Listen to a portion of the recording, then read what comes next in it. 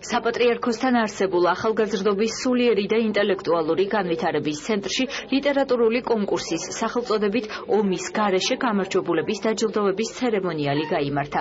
კონკურსი საქართველოს ეროვნული გმირის ჟიული შარტავას დაბადებიდან 70 წლის საიუბილეო თარიღს მიეძღვნა.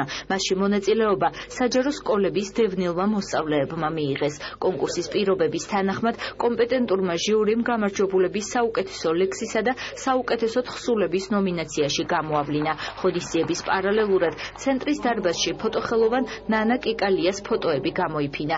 ექსპოზიცია ომის შემდგომ აფხაზეთის თემაზე შეიქმნა. ღონისძიებას აფხაზეთის ავტონომიური რესპუბლიკის მთავრობის თავმჯდომარე, საქართველოს განათლებისა და მეცნიერების მინისტრის მოადგილე, აფხაზეთის განათლებისა და კულტურის მინისტრი და აფხაზეთის მთავრობის წევრები დაესწრნენ. ამ ნაწარმოებებში, რომელიც მათ შექმნეს, არ არის სიძულვი, არ არის ტკივილთან ერთად არის დიდი იმედი, დიდი განცდა იმისა, რომ ჩვენ დღეს აფხაზები და ქართველები სამწუხაროდ ვართ გაყოფილი და ჩატეხილია ჩვენ შორის ხიდი.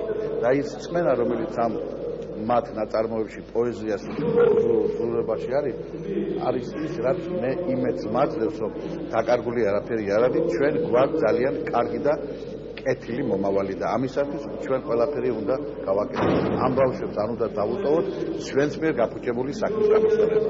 წარადგინე თემა ომის გარეშე, მოთხრობა სცენარი მიმდინარეობს მატარებელში და დიალოგში მიმდინარეობს ეს ყველაფერი. თემა არის ის, რომ ომის გარეშე ბევრად უკეთესი იქნება ცხოვრება ვიდრე ომით და გამარჯვებას არ ვიცი.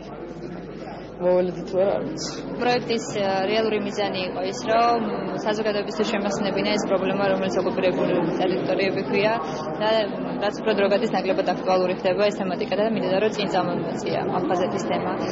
ფოტოები არის შავ-თეთრში შესრულებული, 40-მდე ფოტო არის და ანუ რეალურად მე როგორ ისახდა აფხაზეთი შავ-თეთრი ისეთი გადმოეც და მე მგონია რომ ბევრი სახმა სამჟამინდელი აფხაზეთის არის სწორედ ესეთი შავ-თეთრი აფხაზეთი.